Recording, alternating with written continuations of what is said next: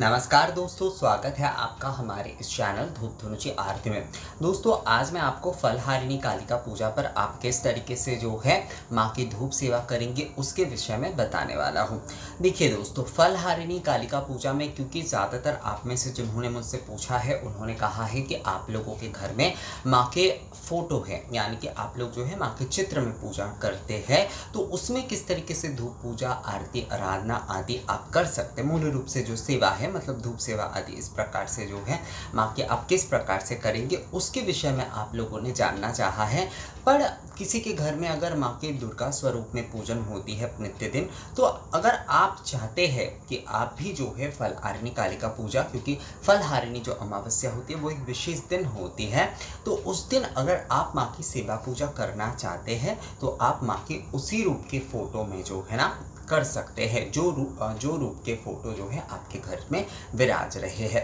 पर मूल रूप से क्योंकि आलोचना का विषय हमारा यहाँ पर फलहारिणी कालिका पूजा है, तो जिन्होंने कहा था कि उनके घर माँ के चित्र में वो पूजन करते, तो किस प्रकार से जो है धूप सेवा आदि करेंगे उस बारे में जो है मैं मूल रूप से फोकस कर रहा हूँ। तो देखिए दोस्तों, अमावस्या जो है वो 9 जून को है। फलहारिणी जो अमावस्या है, फलहारिणी कालिका पूजा की जो अमावस्या है वो 9 जून को है। उस दिन अमावस्या शायद 1:30 बजे के बाद शायद शुरू हो रहा है, मतलब चतुर्दशी समाप्त होकर शायद 1:30 बजे के थोड़ी देर बाद शायद अमावस्या शुरू हो रही। मैं टाइमिंग आप लोगों को बाद में बता दूंगा, पर जितना मुझे याद है, मैंने जितना देखा था वो 1 बजे के बाद ही अमावस्या लग रहा है। तो इसमें जो है आप अगर धूप सेवा करते हैं तो आपको सुबह से ही करना पड़ेगा। धूप सेवा में ये विषय नहीं होता कि जिस समय से अमावस्या लग रहे हैं या फिर हमने केवल संध्या के समय कर दिया, क्योंकि कई आप लोग मुझे कहते, तो मैं आप लोगों को बार बार ये कहता हूँ कि धूप सेवा जो है वो मंगल मुहूर्त से शुरू होती है। अगर आप सेवा कर रहे हैं धूप सेवा, अगर आप केवल फलहारिणी कालिका पूजन करना चाहते हैं, संक्षिप्त विधि से पंचोपचार हो, सप्तोपचार हो, या फिर कालिका पूजा विशेष आप जो है केवल आरती करना चाहते हैं उसी अमावस्या की संध्याकालीन या फिर रात्रिकालीन जो आरती करना चाहते हैं, तो वो विषय अलग है। पर अगर आप धूप सेवा आदि माँ की करना चाहते हैं तो आपको सुबह के समय से ही करना होगा। तो सुबह के समय अर्थात मंगल मुहूर्त से आपको, मैं हमेशा कहता हूँ कि आपको जो है 5 बजे करना चाहिए। 4 से 5 बजे का समय जो होता है वो सबसे सही होता है। सूर्योदय के पहले पहले का जो मुहूर्त होता है वही मंगल मुहूर्त होता है। अगर आप नहीं कर पा रहे तो कोशिश करिए 7 बजे के पहले जो है कम से कम जो है आप माँ को धूप सेवा देने की, जो मंगल धूप है वो मंगल धूप सेवा, और साथ में जो है मंगल आरती वो आप करने की कोशिश करें। उसके बाद जो है 9:27 के भीतर, ज़्यादा से ज़्यादा जो है 10 बजे के भीतर जो है दूसरी धूप सेवा आपको देना है। इसके बाद जो है मध्याह्न धूप सेवा आपको देना है। मध्याह्न धूप सेवा जो है वो आपको 12 बजे से 1 बजे के भीतर ही जो है ना वो आपको संपूर्ण करना चाहिए, मध्याह्न धूप सेवा और जो मध्याह्न आरती आदि होंगे वो। इसके साथ साथ जैसे मैं कहता हूँ कि भोग आदि आप अपने कुलाचार के हिसाब से जैसे रोज़ लगाते हैं, या फिर अमावस्या पर अगर कोई विशेष आप मध्याह्न भोजन देना चाहते हैं तो आप वो दे ही सकते हैं। इसके बाद जो है सायाह्न कालीन, बीच में अगर आप जो है एक बार आरती करना चाहते हैं कपूर आरती, तो आप 4 बजे कर सकते हैं। इसे उत्थान का समय कहा जाता है, मतलब मध्याह्न की भोग सेवा आदि या फिर कोई भी सेवा आप दे रहे हैं उसके बाद भगवान को थोड़ा विश्राम देना होता है। 4 बजे जो है आप चाहे तो उस समय भी धूप सेवा कर सकते हैं, पर मूल रूप से क्योंकि 4 समय मंगल मुहूर्त पूजा का जो मुहूर्त होता है, यानी पूर्वाह्न, मध्याह्न और सायाह्न, मंगल, पूर्वाह्न, मध्याह्न, सायाह्न, ये 4 वक्त जो है वो करना ही होता है। उत्थान के समय यानी कि 4 बजे जो है अगर आप जो है 4 PM उस समय अगर जो है आप उत्थान के समय भी थोड़ा सा धूप सेवा अगर आप करना चाहते हैं तो आप कर सकते हो, उसमें कोई समस्या नहीं है। पर अगर संभव हो, अगर ना संभव हो तो कोई बात नहीं, पर अगर संभव हो रहा है तो उस समय आप एक संक्षिप्त कम से कम कपूर आरती कर सकते हैं या धूप दीप से आरती कर सकते हैं। इसके बाद जो है सायाह्न यानी कि संध्या आरती या सायाह्न जो आरती है उसके पहले जो है आपको धूप सेवा करके फिर जो है आरती आदि करना है। अब इसके बाद आप अगर पूजन करते हैं, यानी कि आप देखिए केवल आपके घर में माँ विराज रहे हैं, तो आप जो है इसी प्रकार से सेवा आदि करके 8 बजे के बाद जाकर जो है, क्योंकि 8 बजे के बाद जो है अमावस्या, क्योंकि रात्रिकालीन तिथि होती है और 8 बजे के बाद ही जो है, कई कई जगह पर 9 बजे के बाद भी इसे माना जाता है। तो जो भी आप जिस तरीके से भी माने, तो उस प्रकार से जो है रात्रिकालीन एक बार आरती जो है वो आप कर सकते हैं या फिर करना चाहिए, क्योंकि आप जो है फलहारिणी कालिका पूजा यानी फलहारिणी अमावस्या की धूप सेवा कर रहे हैं। तो धूप सेवा जो है वो सायाह्न तक ही जो है ना वो संपन्न हो जाता है। सायाह्न जो आरती होगी, मंगल मुहूर्त, पूर्वाह्न, मध्याह्न और सायाह्न, ये 4 बार में जो है धूप सेवा आरती संपूर्ण हो जाता है। धूप सेवा के साथ जो आरती है वो इन 4 बार में संपूर्ण हो जाता है। इसके बाद अगर आप जो है, बल्कि मैं ये कहता हूँ, कई लोग कहते हैं कि हमने तो सायाह्न तक कर लिए हैं, तो मैं इसलिए कहता हूँ क्योंकि इसके बाद भी आपको जो है ना रात्रिकालीन एक बार, अमावस्या पर ये मैं विशेष कर कहता हूँ, रात्रिकालीन आपको एक बार आरती करना चाहिए। वो धूप दीप से ही केवल जो है माँ को आरती करना चाहिए, पुष्प आदि चढ़ाकर, मतलब पुष्पांजलि प्रदान, आरती आदि, ये आपको सायाह्न जो धूप सेवा यानी कि धूप आरती, धूप सेवा और आरती होगी, उसके बाद आपको जो है अमावस्या की पूजा अगर आप करते हैं तो वो आपको करना चाहिए। आप जो है केवल आरती और पुष्पांजलि करते हैं तो वो आपको करना चाहिए। तो धूप सेवा जो है, धूप सेवा आपको 4 बार ही करना है।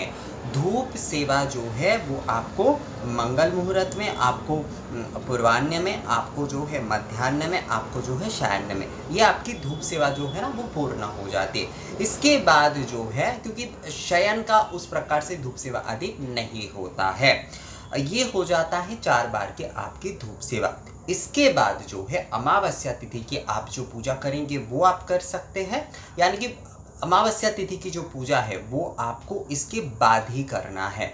और जो है आप अगर जो है केवल अमावस्या की आरती आदि कर रहे हैं, केवल पुष्पांजलि आरती, पूजन, कई लोग पूजन नहीं करते, तो आपको पुष्पांजलि आरती अवश्य रूप से जो है ना वो सायाह्न धूप सेवा आरती के बाद ही करना चाहिए।